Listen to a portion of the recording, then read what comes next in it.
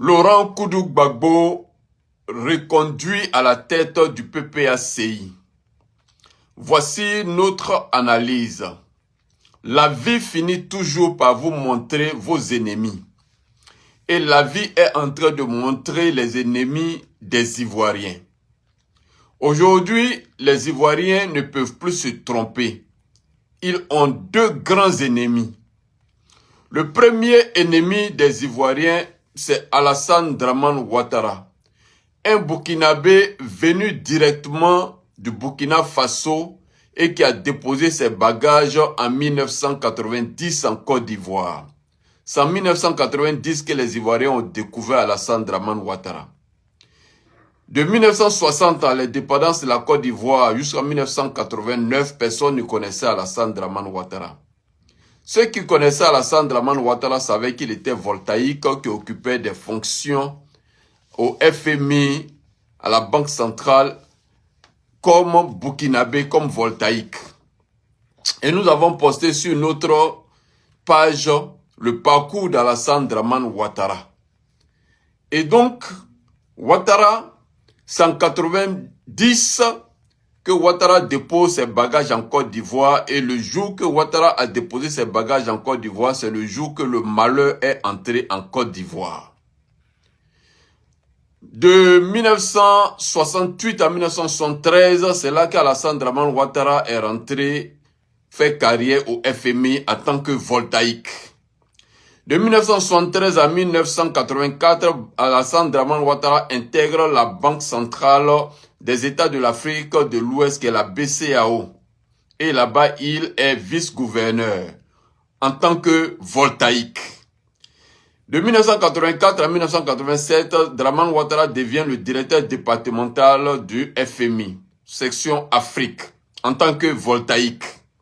De 1987 à 1988, Alassane Dramane Ouattara occupe la fonction de conseiller spécial du directeur du FMI en tant que voltaïque.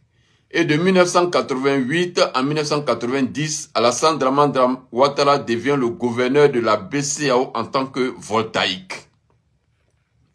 Jusque-là, toutes les maisons d'Alassane Dramane Ouattara achetées à cette date-là portent voltaïque comme nationalité.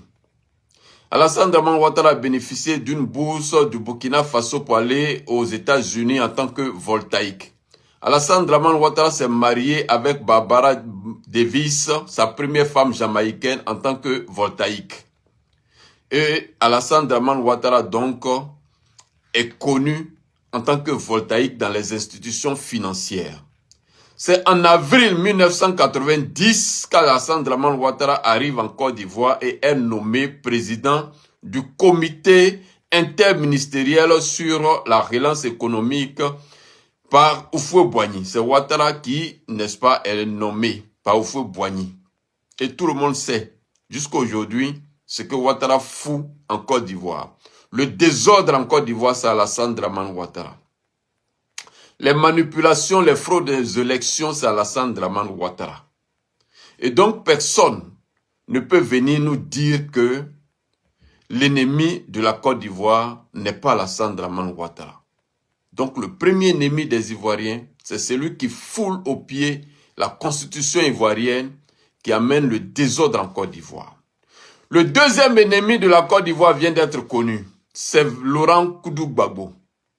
Vraiment une honte pour les Ivoiriens. Tout le monde le sait. Laurent Gbagbo, qui a sauvé la Côte d'Ivoire, qui a sauvé les Ivoiriens en dénonçant les impérialistes qui pillent la Côte d'Ivoire, a été arrêté, jeté en prison, et aujourd'hui, Laurent Gbagbo est de retour en Côte d'Ivoire.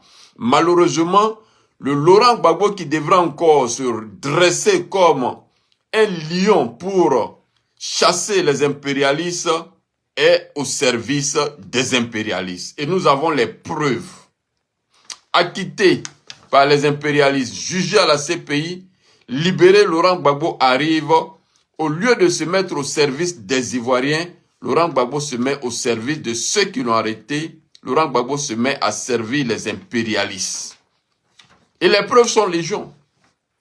Nous le disons haut et fort, Laurent Gbagbo joue le jeu des impérialistes, simplement parce que Laurent Gbagbo sait que pour chasser Alassane Dramane Ouattara, le représentant des impérialistes, il faut unir tous les Ivoiriens et donner des mots d'ordre aux Ivoiriens pour que les Ivoiriens aillent déloger Alassane Dramane Ouattara. Ce que Laurent Gbagbo refuse de faire.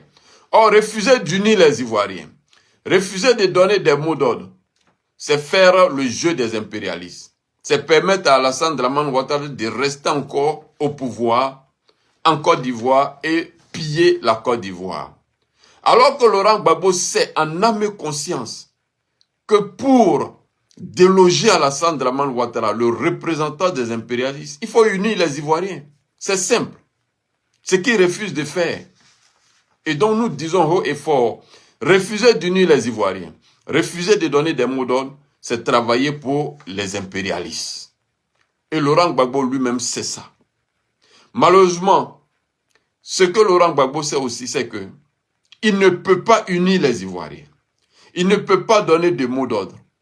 Mais Laurent Gbagbo ne veut pas quitter aussi la tête du PPACI pour nommer quelqu'un qui peut unir les Ivoiriens, donner des mots d'ordre. C'est-à-dire, Laurent Gbagbo ne peut pas, mais il ne laisse pas. Il préfère rester à la tête du PPACI pour saboter les initiatives des jeunes Ivoiriens. Nous interpellons tous les Ivoiriens à comprendre une seule chose. La lutte véritable pour arracher l'autonomie et l'indépendance de la Côte d'Ivoire, la souveraineté de la Côte d'Ivoire va commencer quand Dramane Ouattara et Laurent Gbagbo ne seront pas là. Partage la vidéo et puis abonne-toi.